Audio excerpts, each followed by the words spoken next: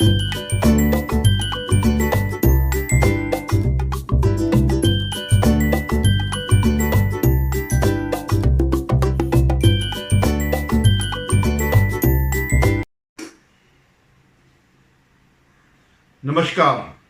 शोमर तोड़ी एनालिसिस में आपका स्वागत है। आज मैं चर्चा करूंगा राहुल गांधी के उस संकल्प, उस राजनीति जो इस देश को बर्बाद करने के लिए उन्होंने तैयार करी है, उसका शिकार अगर कोई पहला राज्य कोई होगा तो कर्नाटक होगा। राहुल गांधी क्या चाहते हैं? वो चाहते हैं ये देश टुकड़े टुकड़ों में बंटे, भाषाई आधार पर बटे, क्षेत्रीय आधार पर बटे, प्रांतीय आधार पर बटे और धार्मिक आधार पर बटे। ये उनकी रणनीति, उनको सत्ता में आने के लिए ये सब चाहिए। और इसका शिकार जो सबसे पहले राज्य होगा वो होगा कर्नाटक। यानी अगर बर्बादी की कोई कथा लिखी जाएगी, पटकथा लिखी जाएगी तो कर्नाटक की लिखी जाएगी, क्योंकि आज उस पर राहुल गांधी का या कांग्रेस का एक छत्र राज है और जो भी वहां पर सरकार चला रहे हैं वह राहुल गांधी के कहने पर ही चला रहे हैं। पूरा नियंत्रण है सरकार पर। इससे पहले मैं इस पर चर्चा करूं, आपसे मेरा निवेदन है कि आप मेरे इस चैनल को सब्सक्राइब कीजिएगा, शेयर कीजिएगा और अपनी टिप्पणी जरूर कीजिएगा। तो मैं कह रहा था कि ये जो उसका बर्बादी का जो स्क्रिप्ट लिखी है उसका शिकार होने वाला है कर्नाटक। अभी हाल में कर्नाटक में उनके मंत्रिमंडल ने एक प्रस्ताव को, एक कानून को मंजूरी दी जिसमें जो प्राइवेट कंपनीज हैं और मेनली वहां पर आईटी कंपनीज है या उससे रिलेटेड कंपनीज हैं जो इस काम को देखते हैं या स्टार्टअप हैं, सब आईटी से रिलेटेड हैं। और कर्नाटक में जितने भी वर्कर हैं उसका बहुत बड़ा हिस्सा देश के कोने कोने से आकर के जो इंजीनियर हैं या और वर्कर हैं वो वहां रहते हैं। तो उन्होंने जो प्रस्ताव पास किया मंत्रिमंडल ने, उसमें यह था कि जो प्राइवेट कंपनी है वो समूह सी, मतलब सी और समूह डी के पदों के स्थानीय लोगों को 100% और जो उद्योग है, कारखाने हैं, प्रबंधन श्रेणी में 50% और गैर प्रबंधन श्रेणी में 70% आरक्षण की बात उन्होंने कही। यानी कहने का मतलब यह है कि मेनली जो बंगलौर ही इसका हब है, आईटी का हब जो है वो कर्नाटक में, और जगह तो इतना है नहीं, एक ही मेट्रोपॉलिटन सिटी है जिसमें ये सब चीजें हैं। तो वहां काम करने वाले केवल वही लोग हों, वहीं के लोग, मैक्सिमम लोग कर्नाटक के हों। और इसको कुछ जो कांग्रेस के हैंडल्स हैं, जो उनके समर्थक हैं, वो भी इसको बढ़ावा दे रहे हैं कि हाँ बिल्कुल कन्नड़, यहां तक कि कन्नड़ ही वो बोलेंगे भी, उनको कन्नड़ भी पढ़ना पड़ेगा, जानना पड़ेगा, सीखना पड़ेगा, बोलना पड़ेगा।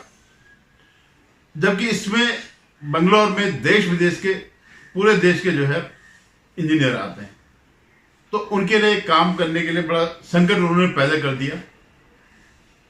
फिलहाल जब इसमें प्रतिक्रियाएं आई तो उन्होंने इसको रोक लगा दिया और कानून पास नहीं किया, लेकिन प्रस्ताव है। यानी जो देश भर का टैलेंट है वो इन कंपनियों में ना आए, यह उनकी प्लानिंग थी। और कर्नाटक की अलग से एक भाषाई आधार पर इमेज बने, रोजगार मिले। तो रोजगार केवल कंपनियों में नौकरी करने से नहीं बढ़ता किसी राज्य का। रोजगार के साथ जो अन्य व्यवसाय होते हैं वो भी ग्रो करते हैं। जो अगर कोई नई कंपनी आई तो उसके आसपास ही रोजगार स्वतः अर्जित हो जाते हैं। ये कोई नई बात नहीं है। मुंबई में भी ऐसा ही है, जो कि आर्थिक राजधानी बनी तो इसी वजह से बनी। ये नहीं कि सारे जितने भी यूपी के लोग हैं सब वहाँ व्यवसायी बने हैं या सारे दुकानें उनकी हैं या पूरा उनका कब्जा है, ऐसा नहीं है। लेकिन यह है कि अगर एक वो खुलता है, एक कोई कंपनी खुलती है, तो वहाँ रोजगार के अवसर कैसे बढ़ते हैं? ऑटो वालों के बढ़ेंगे, मकान मालिकों के बढ़े, घर में काम करने वालों के बनेंगे, दुकानदारों के व्यवसाय बढ़ेगा, उनको और आपूर्ति करनी पड़ेगी। यानी हर किस्म से कोई भी क्षेत्र हो उसमें उनको रोजगार मिलता है, स्थानीय लोगों को अपने आप मिलता है, स्वतः मिलता है। उसके लिए कोई कानून बनाने की जरूरत नहीं है। लेकिन ये जानने के बावजूद कि ये इस पर और भी राज्यों ने कोशिश करी थी और सुप्रीम कोर्ट ने इसे मना किया था, और ये उनको पता है कि सुप्रीम कोर्ट हम जाएंगे तो ये कानून चलेगा नहीं, ये टर्न डाउन हो जाएगा। लेकिन एक दरार पैदा करने के लिए राहुल गांधी के निर्देशों पर भाषाई दरार पैदा करने के लिए ये कानून बनाया गया, ये कानून का प्रस्ताव रखा गया। हालांकि जो प्राइवेट कंपनीज हैं, तो इसमें क्या था कि हुआ क्या, बगल के राज्य जो आंध्र प्रदेश है, उनके जो मुख्यमंत्री हैं चंद्रबाबू नायडू, आप जानते होंगे, वे आईटी के, उन्होंने हैदराबाद को साइबर सिटी बनाया था, आईटी का प्रमुख बनाया था, प्रमुख हब बनाया था। उनके बेटे लोकेश, या जो भी नोरा लोकेश करके जो भी है, उन्होंने तुरंत उन कंपनीज को ऑफर दे दिया कि आप हमारे यहां आकर के कंपनी स्थापित कीजिए और हम आप ऐसी कोई रोक नहीं लगाएंगे, ऐसा कोई कानून नहीं बनाएंगे जिससे कि आप टैलेंट ना ले सके, क्योंकि मामला तो शुद्ध टैलेंट का है। तो जब उसके अलावा भी और जब ये खलबलियां मची, और भी राज्यों की तरफ से ऑफर आने लग गए, और उसने भी जो आईटी कंपनी है उन्होंने भी जब इसका विरोध किया तो इस पर इन्होंने होल्ड पे रख दिया। होल्ड पे रखा है, खत्म नहीं किया है। लेकिन मेरा कहना यह है कि जो भाजपा के जो शासित प्रदेश हैं, वो क्यों नहीं जाकर के ऑफर देते हैं इन कंपनीज को। अब जैसे उत्तराखंड में है, देहरादून हो गया, हल्द्वानी हो गया, ऐसे सेंटर हैं जहां शिक्षा, जो कर्मचारी आएगा उसके लिए शिक्षा भी उत्तम है, जलवायु उत्तम है, अप्रोच भी उत्तम है। 2.5 घंटे में आप, अब जो नया हाईवे बना, आप देहरादून आ सकते हैं, 2.5 से 3 घंटे में आ सकते हैं। इंटरनेशनल एयरपोर्ट जो है देहरादून में बन चुका है। तो ऐसे मुख्यमंत्री जहां की रेवेन्यू के नाम पर कुछ नहीं है, आप सिर्फ केंद्र की जो योजनाएं हैं उनसे अपना विकास कर रहे हैं। अपने आपके पास इतना रेवेन्यू नहीं है कि आप, जो आपके कर्मचारी हैं, सरकारी कर्मचारी हैं राज्य सरकार के, उनकी वेतन और उनके जो पेंशन उनको पूरा कर सकें, या जो कर्जे हैं राज्यों पे उसका इंटरेस्ट दे सकें। तो ये तो एक बहुत बड़ी अपॉर्चुनिटी है। और जो मुझे लगता है जिस ढंग से इन्होंने, कर्नाटक ने जिस ढंग से ये किया है, कोई अगर होशियार मुख्यमंत्री होगा बीजेपी शासित राज्य का, वो इन कंपनियों को अप्रोच करेगा और अपने यहां इनको वही फैसिलिटी दे करके, बगैर किसी बंधन के, उनको अपने यहां बुलाएगा और अपने राज्य का विकास करेगा। सिर्फ यही डर थी जिस वजह से कर्नाटक ने ये किया, इसमें होल्ड लगा दिया, बंद नहीं किया, खत्म नहीं किया। लेकिन जब अगर ये जो राज्य है, बीजेपी शासित राज्य है, अगर ये अप्रोच नहीं करेंगे तो निश्चित रूप से उनका एजेंडा जो है चलेगा। आज अगर एक राज्य अप्रोच करते हैं इन कंपनीज को, तो 2 साल, 4 साल, 5 साल लगेंगे इंफ्रास्ट्रक्चर विकसित करने के लिए और उनको अपने राज्य में लाने के लिए। जैसे उत्तराखंड में तो बहुत कुछ है भी, आईटी पार्क वहां पर ऑलरेडी है, खाली पड़ा हुआ है। जाकर के उनके पैर पकड़े जो इन कंपनियों के मालिक हैं कि भाई आप हमारे यहाँ आइएगा, हमारा कोई रिस्ट्रिक्शन नहीं है, हम आपको पूरी सुविधाएं देती हैं। और जो स्कूल लेवल की जो शिक्षा है वो पूरे भारत में सर्वश्रेष्ठ देहरादून में है। या अगर माना हल्द्वानी में कुछ करना है, और भी कई जगह जो इनके इंडस्ट्रियल एरिया है, हरिद्वार में करना है, तो वहां ये सब चीजें, इस सुविधाएं दी जा सकती हैं। और अगर कंपनियां अगर आती हैं तो स्वाभाविक रूप से ये स्कूल भी डेवलप होंगे, अलग अलग इनके लिए उसी जो जिस माहौल में ये रहते हैं वही माहौल पैदा किया जा सकता है। और ये रोजगार का राज्यों के जो बेरोजगार लोग हैं उनके लिए एक अवसर होगा राज्य प्राप्त करने का। तो जब आईटी कंपनी ने धमकी दी तो उन्होंने होल्ड पे रख दिया।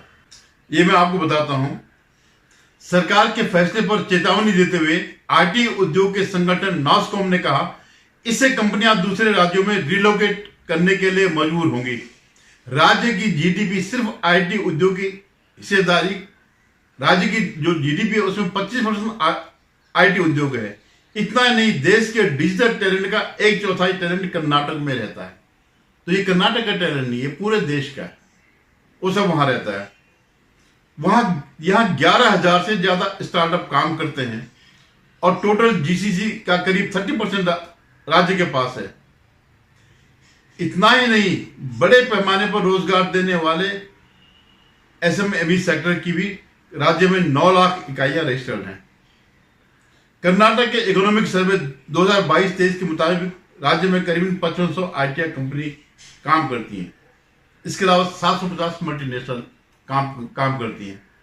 अगर ये राज्य 20% भी इनमें से निकाल लेते हैं, अपने राज्य को बुला सकते हैं, तो इन छोटे राज्यों में, उत्तराखंड जैसे राज्यों में या हिमाचल जैसे राज्यों में जो छोटे छोटे राज्य है, कायाकल्प हो जाएगा। और फिर जो आज की डेट में बंगलुरु शहर जो है बड़ा कंजेस्टेड हो गया है, वहां रहने की सुविधाएं नहीं है। और जब से इस नई सरकार ये आई है और इन्होंने फ्री वीज में पैसा खर्च कर दिया तो डेवलपमेंट का रास्ता भी रुक गया है। और ये देन भी जो है वही है जो राहुल गांधी को 53 सीट से 99 तक पहुंचाया। ये फ्री वीज का जिसका बीजारोपण उत्तर भारत में अरविंद केजरीवाल ने किया था, तो वहां सारा डेवलपमेंट रुक गया है। कई प्रतिष्ठान जो सरकारी है वो घाटे में चलने लग गए। तो इन चीज को रोकने के लिए सक्रिय रूप से जो और राज्य के मुख्यमंत्री है उनको सामने आना चाहिए। और अगर नहीं आते हैं तो ऐसे मुख्यमंत्रियों को, ऐसी पार्टियों के, चाहे वो बीजेपी की क्यों ना हो, उनको सत्ता से बाहर करना चाहिए। अगर आप ऐसी अपॉर्चुनिटी खोते हैं तो आपको सत्ता पर बैठने का कोई अधिकार नहीं है। मुझे उम्मीद है कि इस चीज से जो कर्नाटक में जो हुआ उसका कुछ ना कुछ फर्क पड़ेगा। देखिए आगे क्या होता है। हालांकि अभी आईटी सेक्टर ने एक बहुत बड़ी गलत डिमांड करी है, काम के घंटों को 12 घंटे करने का। 8 घंटे से ऊपर काम किसी भी हालत में नहीं होना चाहिए एक सभ्य समाज में।